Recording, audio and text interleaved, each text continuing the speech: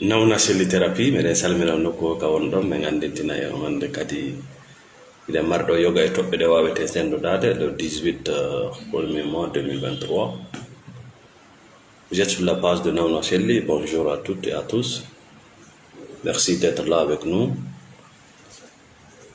ide mari toɓɓe molanaɗe ɗe sendototen hande ka thérapie no tawa e toɓɓe ɗe yewteten fimuɗe hande si tawi hiɗa hatojini e dikkugol dikka kadi no landi bana adama nde o woɗɗitoto e ɗin huwodiralji mana ɗin relation ji woni kaka dewle, woni kaka huwodiralji, woni kaka famille ka ɓengureji, dikka kadi hino landi nde bani adama woɗɗitoto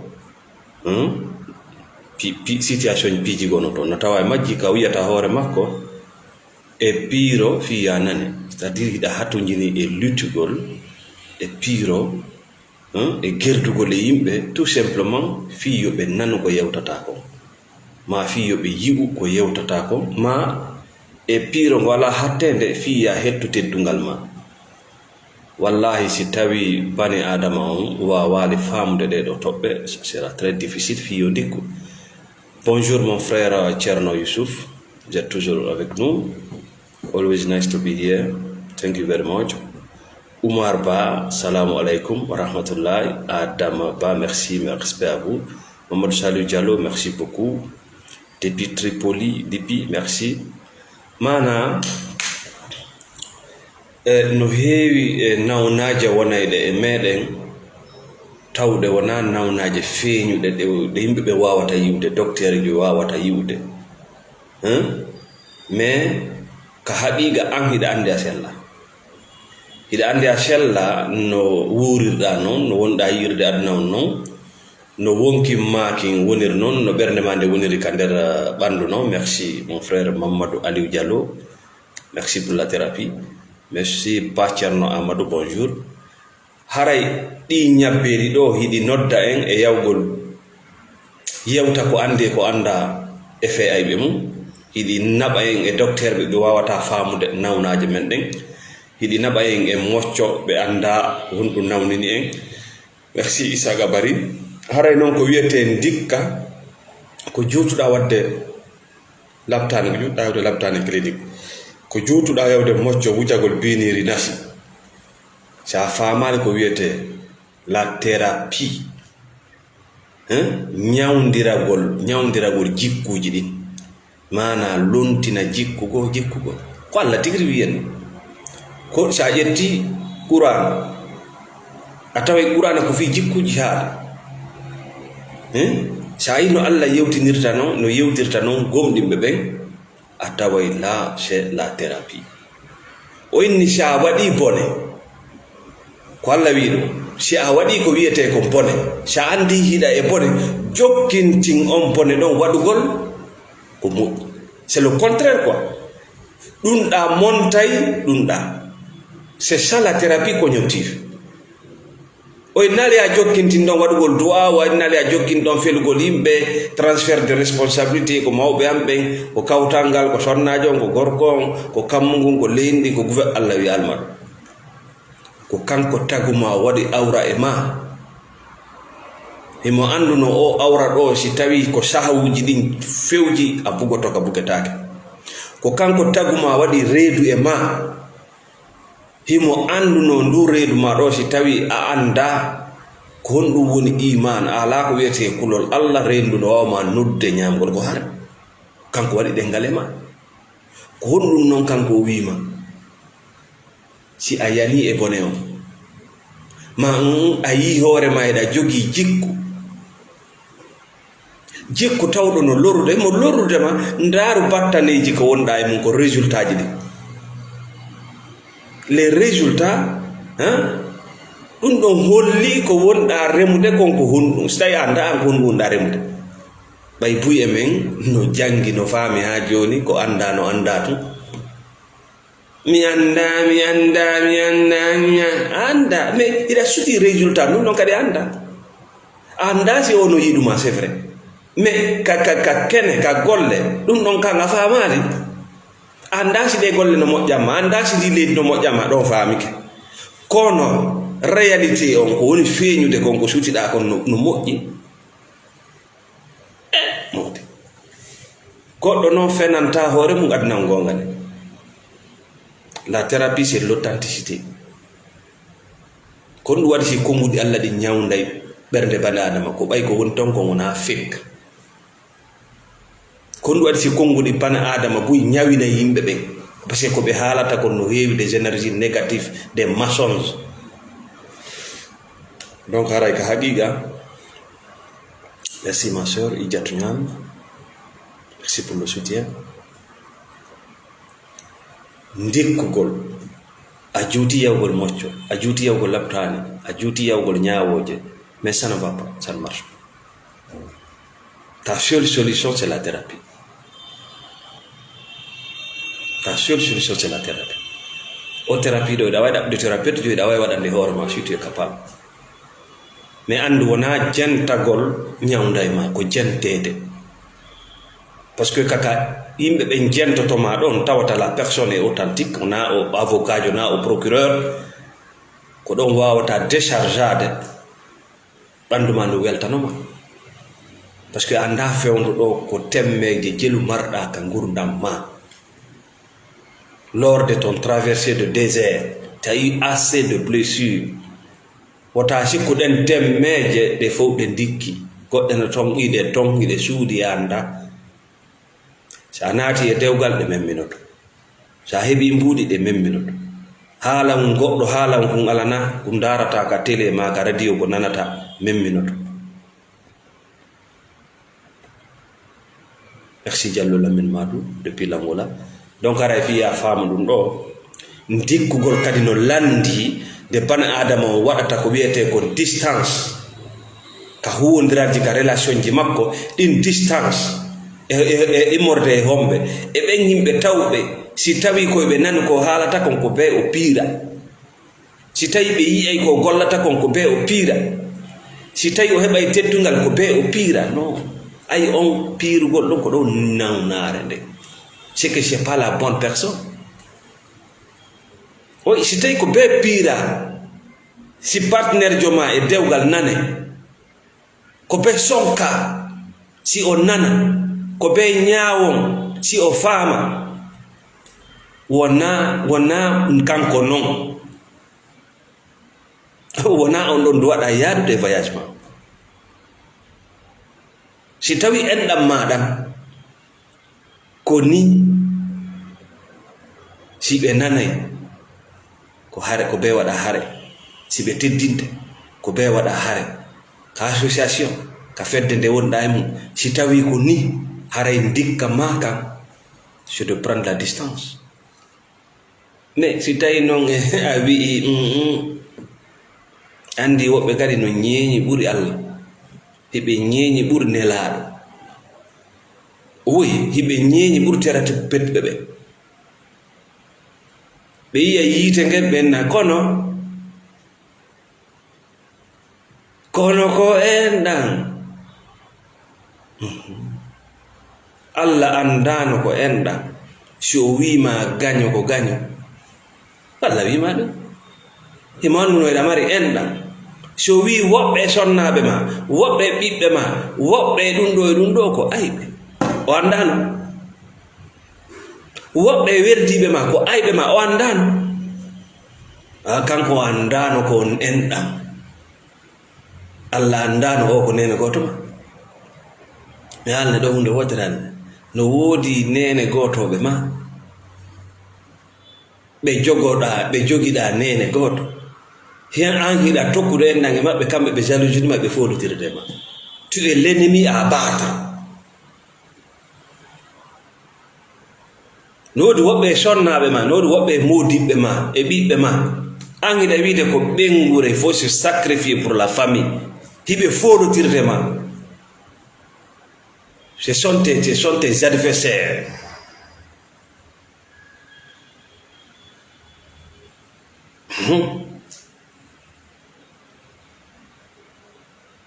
Allah no anduno ɗum ɗo fof no wawi wonde gaño si o inni si gagne holli ma ngaygo jabu ko hollu mako et puis tu prends la distance.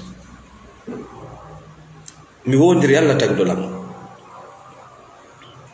koko yata labtaliji din no heewi kam moccoɓe yimɓe no wallina no sudda e daraje woɓɓe kenen no yaaɓa ɗum no tutta e noppi maɓɓe no jiiɓa noppi maɓɓe yendi maɓɓe yimɓe no siika no tawto romo piito na goɗɗum go wona jinna wona ñande wona gere wona hay hunde koko komno haalande ɗo ɓe anda gundo thérapie si an dikkay no wodi piiji ɗi pirantake yiɗa jentola te na ko pirante piiru fiya heɓu ko ñaama fiya heɓu kaalis fiya heɓu flus fiya heɓu kesuwal labanga fiya heɓu suudu mais ta piiru fiyo goɗɗo yiɗa na fiyo goɗɗo nane fiyo goɗɗo andu yiɗa ɗo anon fi teddu fi enɗa non na ko pirante ko ɗon ko la réciprocité ndaaro ko honto naɓata arta ko honto naɓata arta si a naɓi artali ko amun mayde si a naɓi artali ko amun mayde parce que tu te décharges on te consomme ko ɗum wiyete ñanne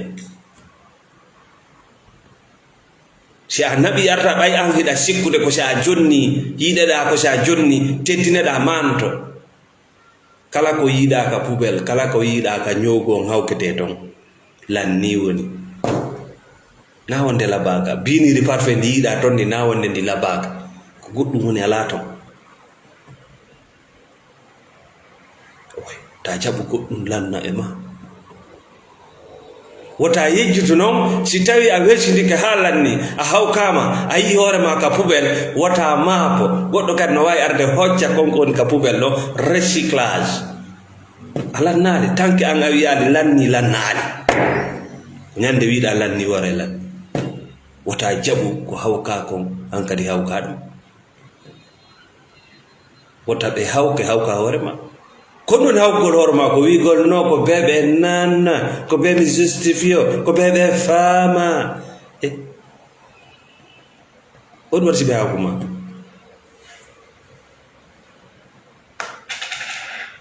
par ce que ɓe ala nande gonɗa anda par ce que ɓe ala yiwde e ko an wi ɓe nanay a hawki ko hawka ko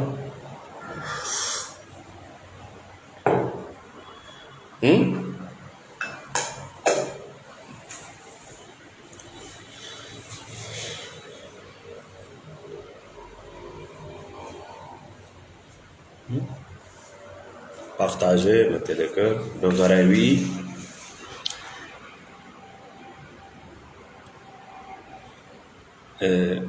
M'informe yimɓe ɓuy ka thérapie ji mais yaltayɓe ɓen ka nder gayɗe dikkayɓe ɓen men taskeke men daari ko ɓen jaɓay ɓe waɗugol distance e fait relation ji tawɗi ko yoɓe piiru si ɓe nane ko yoɓe piiru si ɓe yiye ko yoɓe piiru si ɓe teddine ko ɓen ɗon pet dikkata ko lutti kon fof vont faire des rechutes dans la dépression wona ko miijiɗa kon no nawnindema wonma nawninde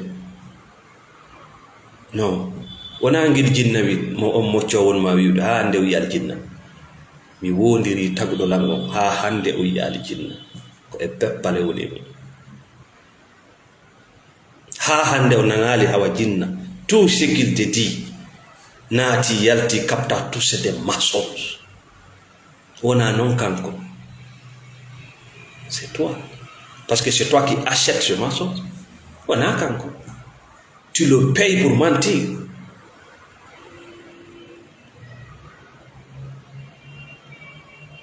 kala ko docteur jo wonma haalani c'est pas ça nawnare ma nden e purement lié à tes émotions ko wonɗa e so'ude kon parce que bani adama no doit wonde hakkude des émotions positives entre les émotions positives et désagréables ko ɗon wonata Mais si toutes tes émotions sont désagréables, c'est la destruction totale de ta vie. Nous doit dire comme le jour et la nuit. Yanta ka yasi ko fur, arta ka sud ko fur. Ya joda yes goddo ina da guerre. Ida guerre, mais guerre on s'était mal interprété. Que l'interprétation ma on woni force. Parce que la sikku de ça vient de l'extérieur. Ko kaw, ko bab, ko nyan, ko bile, ko kam, ko leydi no. Guerre on ko an woni emu. Ida gerdude yimbe ben fiyo ben nan ko wonda haalde. Jara na anje noppi makko ɗin wona an joɗɗini noppi makko ɗin ɗo no wodi noppi guluje noppi waɗɗi pré jantagol ma wiɗa frein mais a jantaki hoore ma kombo jantoma wona an tagi gite maɓɓe ɗe sakko ɓe yiɓe piira fiyo ɓe yiye wona an woni ko tagi faaleji maɓɓe ɗi no wodi guluje worɓe e rewɓe warɓe pere jaɓɓagol ma ay wona ka naɓira bo wona ɗon ka wona ɗon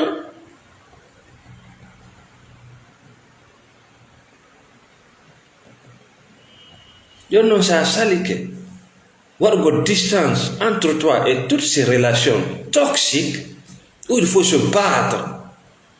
Fille goɗɗo yiyem nane teddine, finalement tu vas tomber dans la dépression. Si on a dit que dépression, qu'est-ce qui va t'arriver?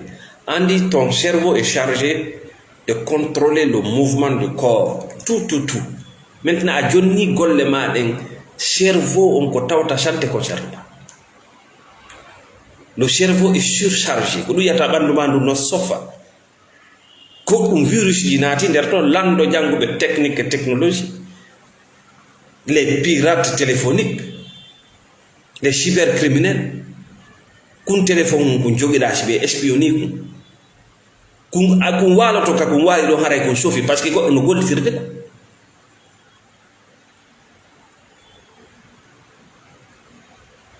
wujjoɓe doniji information jiɗa jogui téléphone ma on hiɓe gollitirde ko o sofa a jogotomo kadi tamo wuli kadda. C'est ça la dépression. Parce que a di programme ji ko wona programme ji ma ka nder ngani ma ni wiya modi joni yomi terto e reedu ndu ɗum yata hande kadi appétit ma on jiiɓo yomi terto information ji iwayɗi ka reedu je m'en fiche parce que on a trop à résoudre. Ngandi na mi terto ko ɓooƴe ɗe ngaddata ko koyɗe ɗe ngaddata ñabbirɗi no waɗa kuwe ɗo ngol pot hakkille ngandi no way wandiya ko tuma deeƴi si ngandi ɗi yiya ko laaɓi si tawi ɓurnam maɗa deeƴa ngandi wata yiwde. Allah non walle ara memade ko wiyete comme point rouge. Si a ŋañike ɗon e anga ƴettugo distance min nawna silli min nanama ya terto modi ma non min nanma ya hawko ɓe nguma ɓiɗɗo ma on boss ma rôle mo wonɗa joude on. C'est ce qu'il faut arrêter. Ngo piro ngo jokkiɗa fiyo a nane fiya yiye fiya arrête ça d'abord. Déjà a waɗi premier pas, arrête ça d'abord e fuɗɗotoma joni yiwde. Merci Aliou Barry. C'est pas à force de parler que les gens vont t'entendre. Ayiɗa sikkude kono haalirɗa woyɓe ɓen non no woodi yimɓe waɗayɓe série ji waɗayɓe comédie ji hay konngol ɓe haalata mais ɓe mari abonné ɓe ɓuri nawna selli makki par tous les jours. Ka page ji maɓɓe il ne disent rien ko DG jiɓe no wadde ko mouvement ji il ne disent rien mais ils ont plus d'abonnés que moi hiɓe anda ɓurma ange min.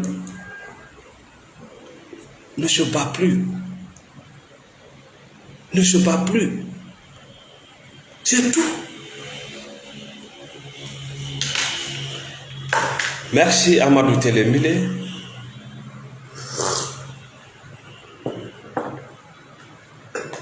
Mahim. ko ɗum enta wisdom, sagesse moko bayaga. Jaɓugol ɗum ɗo a woni moko ba, a woni ɓenduɗo, a ñawdi melenji wondi ma de vide. Ɓe ɓe yiyata fop no waali no waɗi rangé kam hoccoɓe, c'est des personnes déprimées, na jinna de na gite ayɓe, ɓe anda ko wiyete thérapie.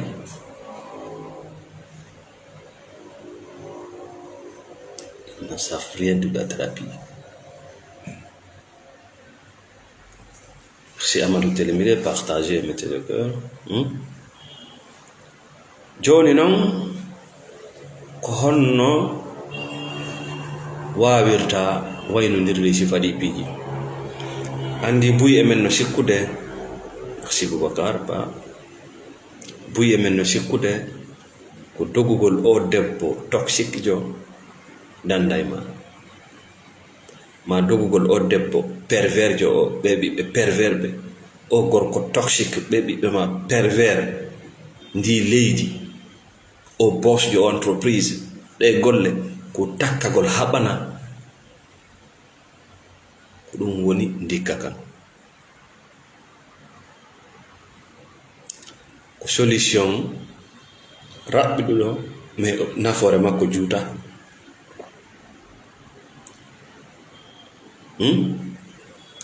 Si a wakkilikke sertude o debbo e koye ɓikko e o gorko ɗe golle, kala ko woni ma addande sonja, mais no woodi ko a sertali e mum, no woodi ko a sertali e mum. Si a sertali e ɗum ɗon, a yiiditoye joni e debbo wawɗo wa makko, a yiiditoye joni e gorko wawɗo wa makko, a naatoye joni e golle wawɗe wa majje. Fi hon ɗum a yaadi e piyeesiji jaɓɓotoɗi ɗum ɗon ɗi. On personnage mo wondunoɗa e mum wawɗo jaɓuɗe ɗen tooñe, on personnage état assassiné, on ko duwaɗo warede waynodiri e mum. Ko jikku, ko jikku, on jikku yaafotoɗo tolerayɗo kala bêtise nden niwre wonde e ma, jaɓayde tooñe, jaɓayde fenanede, jaɓayde fodede, jaɓayde rukke, on jikku wonɗo e ma, ko fi ɗum thérapie waɗirante. Ko fi on jikku ɗon yo yonne yiya pourquoi je pense comme ça, ko fi on ɗum ko ni mi miijorta, ko fi on ɗum ko ni mi huwodirta e jama, ko honɗum waɗi simiɗa huli, ko honɗum hulɓinila, ko honɗum woni addude sifa ɓe yimɓe yan. Si a serti e ɓe ɓeɗo, so a serti e maɓɓe, a sertali ko ɓannidirno on kon, ko tawata konno e ma, haray a yahali taw ala waaki, ala waaki. Parce que prédateur yiyay pour waw tun anditam, ngayur ndi yiyay mbewma tun anditam, boddi ndi yiyay totirde tun anditam, ko mbargol ngol ƴettata. Ñaamowo huɗo yalta e hoggo tun naata e hoggo, ko kolombowal ngal wanditirde. Ñaamowo huɗo yalta e hoggo tun o naata e hoggo go kadi e inde goo ko dole kan wona sansede. Merci David Pamer l'infatigable. Donc kala mo sertata e mum yo andu ko ɗum woni on sendude, c'est ça la maturité.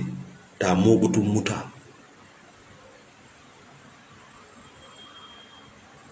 no gasa ko wonaɗa waɗede kon ka woni jaɓude wonɗoma wadde o anda.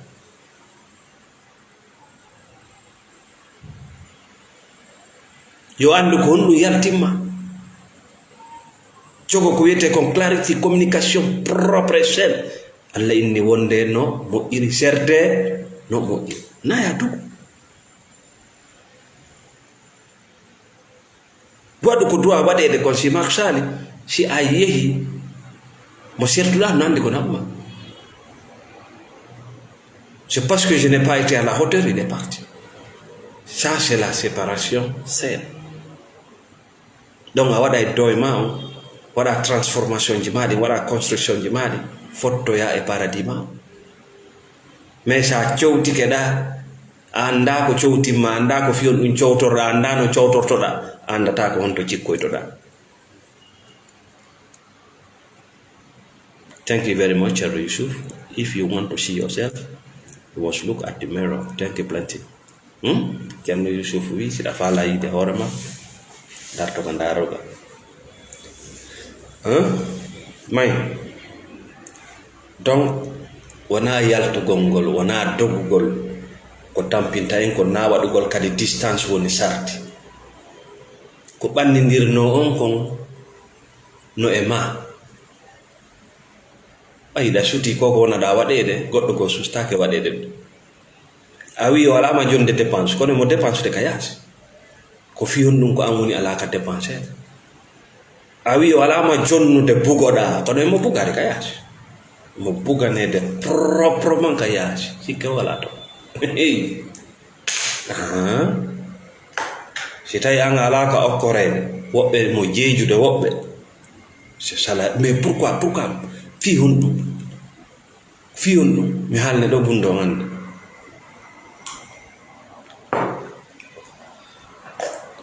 Gundo mum on aduna on ko ɗiɗi, ko amma hiɗa yarde yeeso, ma hiɗa yarde ɓaawo. Ko amma hiɗa yarde yeeso, mana hiɗa ɓeydade, hiɗa développade, hiɗa progressude, ma hiɗa yarde ɓaawo, hiɗa maayude. Awa yimɓe ɓen yiɗa yarawo ɓaawo. No gasa ko addi o gorko, ko addi o sonnajo, ko addi o bossjo ha e ma, ko addi o partenaire jo ma, c'est parce que tu évoluais en ce moment. Tu progressais, tu développais. Hiɗa ɓeydade gros. Joni noon on ukkodiri stagné, plantike ta sikku ala yarde ɓaawo, ta sikku no woodi ka darete ala ka dare. Wota sikku no woodi ka dare, ko ɗon warde ɗo entreprise ji buy, gouvernement o buy, politicien ɓe buy, par ce que koye daroto woni ɓe hewti ka fello ɗo ko ɗo haddete. Non, yaw ka ɓurana. Allah inni koode ɗen ɗe foppet majje, hoodere be no dogude e laawol muɗum. O innaali hoodere be no hoɗi e laawol mum. An kadi ko a hoodere, koode ɗen no e ma, lewru ndun no e ma, nangen no e ma, leyndin no e ma, kammu ngun no e ma, tout est à toi. Si a wa'ali wange nange, waɗe koode wange ndu lewru, wandi leydi, dans le mouvement perpétuel ka dariɗa wo da yittitade ɓaawo. Là tu meurs. Yaw ndara ko wonno ɓiɓɓe ma ɓe wona jannede. C'est obsolète. Dattu mum lanni. Yaw ndara ka dewle ko honno wondira, dattu mum lanni. Deyu ngun no jooɗi wono abbori gorko, si goru ngun maayi o fewta e ɓiɓɓe ɓe, dattu mum lanni. Goru ngun no jooɗi, debbo e woni ka suudu abbo tamede, dattu mum lanni. Facture ji ɗin senda taw, ko ɗin facture ji waɗata on tameteɓe à la fin. Mais c'est fini. You have to fight for your life. Ko ɗon wonɗe, or you die. Ina duwa haɗude fi gurna maɗa mamma ya sintere yurmede haaju Allah laaɗi.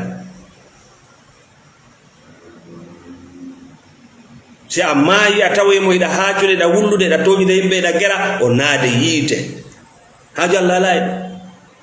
Par ce que mo waɗi e ma ko gaynata, hay sa timma mais mo waɗi ma ko gaynata.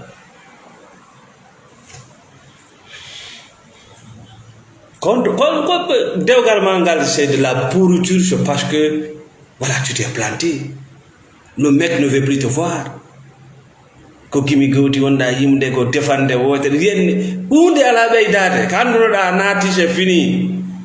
An gorko na mere debbonno añuma parce que tu t'es planté.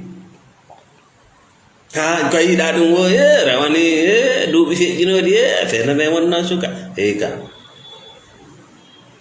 va te renouveler. Il faut enterrer ça, il faut quitter devant nous.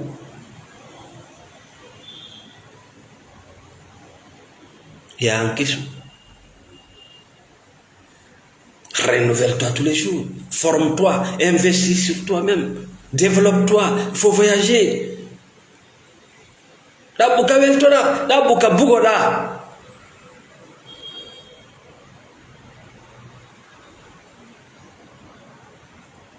A heɓata ko wonna dogude ɓaawo, a heɓata ɗum atuna. Kala wiɗo ma heɓi jawdi indi mo ko beppale, goɗɗo ala jawdi. Kala wiɗo kañum heɓi aduna indi mo feno. Tu dois te battre tous les jours. Ka dariɗa wo c'est fini. Fou samara, ka dariɗa wo c'est terminé en wattantiri. Donc feƴƴen noon kadi.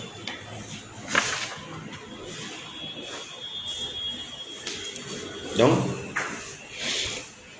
merci Diallo Youssouf, partagez, mettez le cœur. Vous êtes sur la page de Naouna Chelli Thérapie depuis Conakry. Moubarak Tcherno, merci.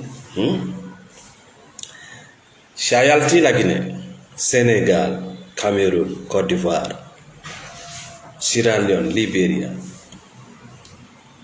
A wakki ke sakumayɗa yawde Occident ma nokku o ka wonɗa yawde. Min Naouna Chelli mi innima ko accuɗa ɓaawo ma ga ko 95% sont des ennemis maintenant. Yaw winda ko ɗum haɗi heɓa kaydi parce que tu te bats pour tes ennemis. Ko ɗum Allah waɗi Dieu doit te torturer.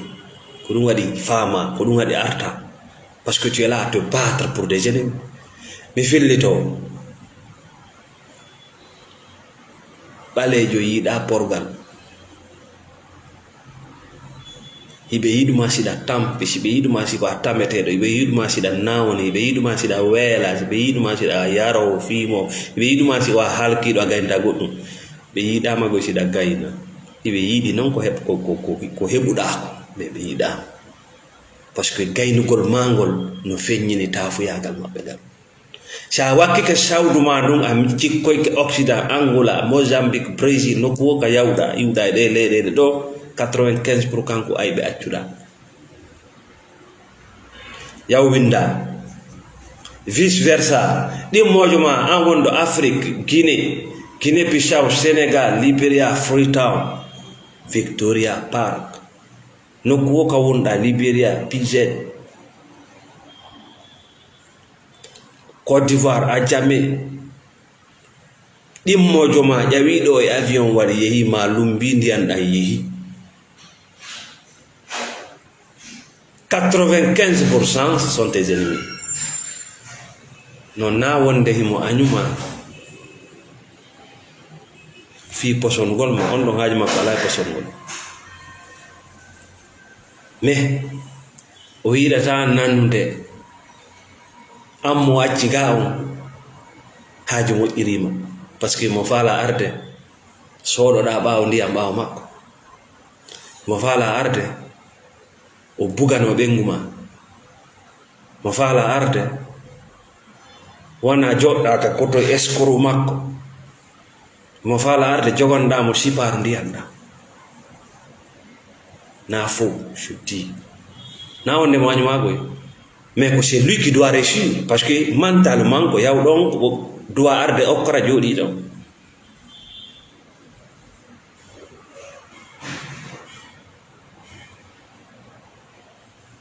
Non ko be o yaha wara o bungane. Mi hande kadi hunde wotere si goɗɗo waɗi 10 ans aventure andama si joloɗo ko weldida ko mene gata ko mene wonno ka attaya ega si bana adama waɗi 10 ans d'aventure dillo ko de garde la distance ha anda kile puy e maɓɓe wontino ƴakkoji par ce que ɓe ƴakkanoma ha ɓe wonti ƴakko, ɓe lettanoma ha ɓe wonti lettoɓe, des vrais escrocs.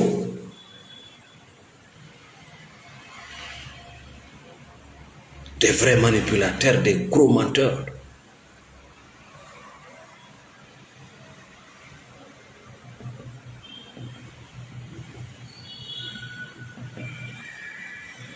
Ko Allah no wiyen ɗum ka gura ko enen trompi hoore men par ce que eɗen ƴetti diina waɗi copie.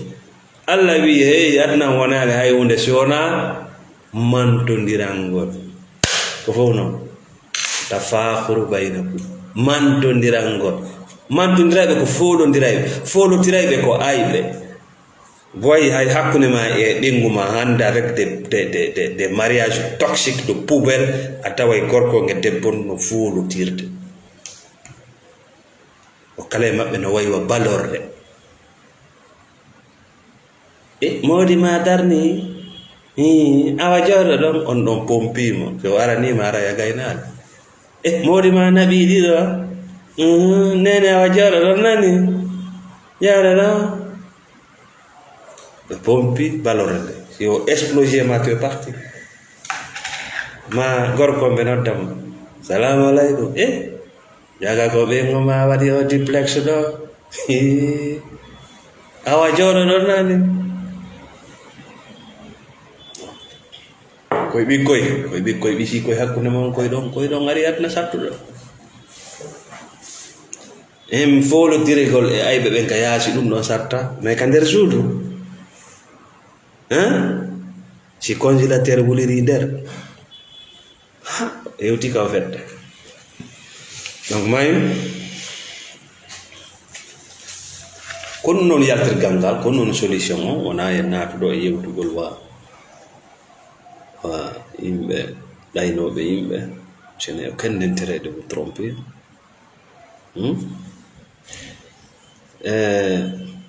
no ton ko wiyete niwre banadama ɓe no mari darkness niwre sa heɓama ari kadna ɗo haray hunde anda haray hay hunde anda ɗum ɗon no wiye neutralité ɗum ɗon na niwre anda woni kono noon famille ma on société on école on duuɗe ɗen association jiɗi laawol ngol ɓe transférata e ma sona ko wiyete kon darkness niwre a yiye banadama no hunji gurana hara niwre nden no e makko oui si goɗɗo hunjike gurana o suusata mbilejo o suusata karamgo batini o suusata jinnawi o suusata malaika andi fu so anda hay fu mo hunji ɗo mais fu so anda c'est les ténèbres ko niwre nden woni e men sa yi politicien ɓe ɓen no naada en yaltina en ko niwre woni e men na ɗum la force sa yi en toi mais niwre nden jaɓata ndaygu ma ngu yalta e si ndaygu ma ngu yaltali nafitorta joni noon kono no anditirta banadama niwre nden no e makko no wodi mandeji sa yiiɗi e banadama andu niwre nden l'ignorance est là tuma yiɗa banadama o toñama ma o yani e ko satti o ƴetti jungo makko ndaara ɗo jungo o waɗi ni o ugginike o waɗi ni o wulli ɗon o ɓiiri o gayni o haalali hay hunde is a sign of a darkness ko mande himo e niwre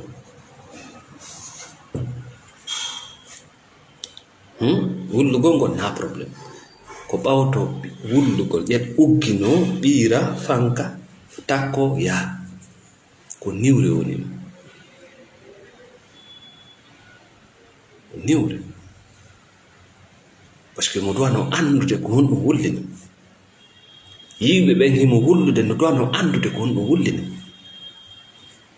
mis tawi o anda ko wullini o wata feññinde ko honɗum wullini mo sona turagol ƴetta jungo ngon fawa ɗo ɓiira fanka takko ko ɓuri noon jogade o jikkuɗo ko sonnaɓe kono noon ko sonnaɓe won newɗe ɓiɓɓe ɓe ils vont transférer ces ténèbres aux enfants ko ɗum yata pay koy y a pas de repère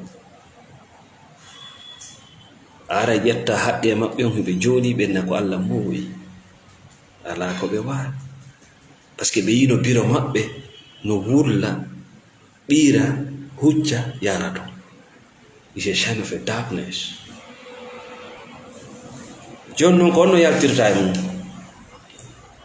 ko ya ɓeydu niveau wattangol yiira e ma e dankagol hoore par ce que waɗeteɓe ɗum ɗon ɓen ko ɓuri hewde kon ɓe jonna ha taw ala ko jonnayi waɓutuji maɓɓe ɗin tan ɓalli maɓɓe ɗin jawle maɓɓe ɗen dimu maɓɓe ngon hon tutone par ce que ɓe wiyanoma jonnu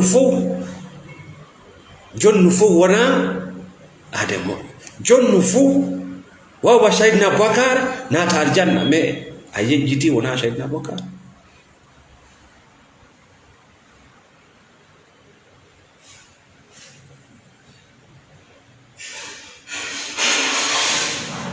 a yejjiti ka men ɗo so a jonni fof kaka pugal yiyeteɗa par ce que ala ko ƴettede si a jonni fof watta gila ko bonɗa jonde tawi ko ñannejo wonɗa jonde mais c'est terminé andu Saydina Bakar ala no jonnude ñannejo mo andi ko bon jonnude Saydina Omar ala no jonnude ñanneɓe yiɓe andi ko homɓe ɓe woni jonnude yiɓe andi ce qu'on appelle la réciprocité hakkude maɓɓe Allah subhanahu wa taala mais an hiɗa jonnude hiɗa wullude Saydina Bakar ala wullude hiɗa jonnude hiɗa ciiɓade hiɗa jonnude hiɗa wullitade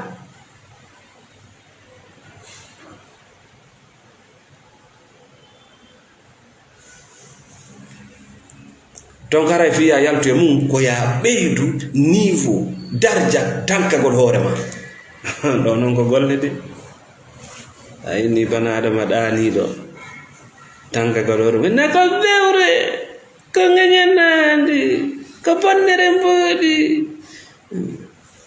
sa ñamali ko laaɓi e ko moƴƴi ɓe ñamminte poson haraɗa welti comprimé je jani sa jaɓali dankagol hoorema ɓe luuboto hoorema nden kam moccoɓɓe haraɗa welti haraɗa wiide machallah ɓe luuboto hoorema nden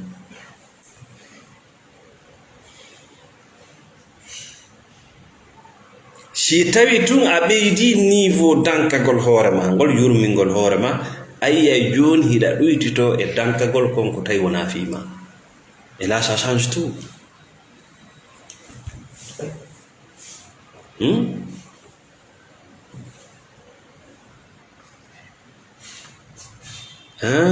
foin Allah wi foin neraɗo kamɓe ɓe haalde ɗum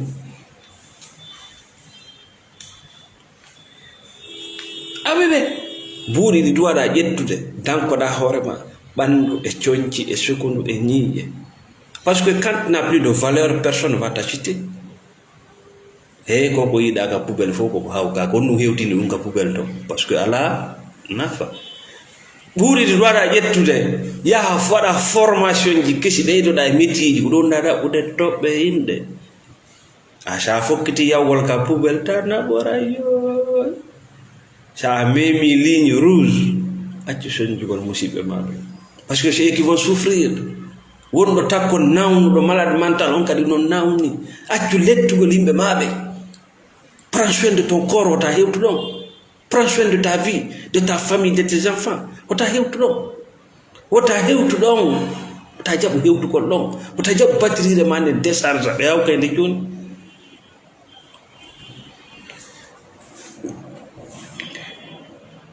joni noon a waɗi a wawi wadde ɗum ɗo a ɓeydi niveau dankagol hoorema ngol automatiquement dans la thérapie qu'est ce que tu dois faire parce que fewndo ɗon a tawa piiji ɗin fof no jiiɓi e gurdam maɗa fof pet no jiiɓi naka économie naka social naka dewgal ma naka cel tawa tout est pourri et mélangé on tuma yiyata neɗɗo on himo moƴƴito himo wiujo naseele himo nodda himo itta sadaka ko ɓeydugo probléme parce que koko remuɗa wonɗa soñude c'est tout ce que tu dois comprendre joni noon ka change formule ma hari koye antuma ko a immo attaque piiji wulure nde wotere tu vas changer ƴetta miijo gooto gollal gootal ƴettana ɗum ɗo waɓtu gooto ça change tout c'est à dire chaque jour une pensée une action one timing a gayna jongol ko de ɗuuɗi o ko de ɗuuɗi message ki jango wadde jango simi yaari ga simi heɓi ɗum ɗo siyoɗo jombila siyoɗo nabila simin yaari ga si ɓikkon heɓi ke joni sinati a feeta joni ɓe dumbete joni hoore ma ndu no heewi tew virus jango ala nama tino sérieux fuɗɗo ƴettu miijoji ɗin fof patta to fuɗɗoroɗa miijo woto pet singo laaɓi ka nder hoore ma op tu attaque l'action action goto pet ƴettana on ɗo waktu goto pet nde ñande fowtoɗa ɗaɓɓa ka jala ɗaɓɓa ka pugoɗa ɗaɓɓa ka ñaama ɗaɓɓa ka ɗanoɗa. Merci El Hadji Boubacar Sow, merci Elo Sow. Haray ka lannode yewtere men haray yimɓe tawɓe ɓen no foddi e gurdam maɗan ko ɓen tawɓe a heɓirayɓe ko wiyete giggol, a heɓirayɓe ko wiyete yurmede, a heɓirayɓe ko wiyete teddungal hara piranaɗo, hara sonkade. Donc haray ko ɗo nde hadde hande, tout viendra à vous au bon moment, juste patienter. Piiji ɗin fof ara say ka dow arde ɗo muñe ɗum. Haray meɗen salmina meɗen weltano kala ƴettuɓe tammu ari sunni pasji mum ɗin ka page amen o. Merci Aliou Diala Sow, El Hadji Boubacar Sow, Ousmane Sow. Meɗen weltano sponsor ɓe amen ɓe fop nokku o kaɓe on ka aduna wontiranɓe en États-Unis. Boubacar, merci beaucoup. Merci à tout le monde. Merci à tous ceux qui nous soutiennent. Merci à Bamamad New York. Merci beaucoup. Merci à tous ceux qui nous soutiennent aussi. Merci à ceux qui sont en France. Merci à ceux qui sont au Sénégal. Comme Bokari Wondo, merci Diallo Salamia. Mene weltano kala wonɓe sodde lekkere ɓuure e jungo amen. Mene weltano kala wonɓe ɓe soutenide gundo e kene partout vous êtes dans le monde. Ɓe inde mum haala e ɓe inde mum ala ka haale ɗon. Nous pensons à vous, ceux qui sont au Sénégal. Ceux qui sont aux États-Unis, merci Thierno Diallo, monsieur Sedi, madame Sedi, merci beaucoup, merci à tout le monde. Comme Bokano Diallo Youssouf, merci. Wontiraɓe en France, merci beaucoup. Wonɓe men windande, monsieur Saliou, toujours avec nous. Voilà, merci beaucoup. Meɗen salminan nokku ka won ɗon. Assalamu alaikum wa rahmatullah.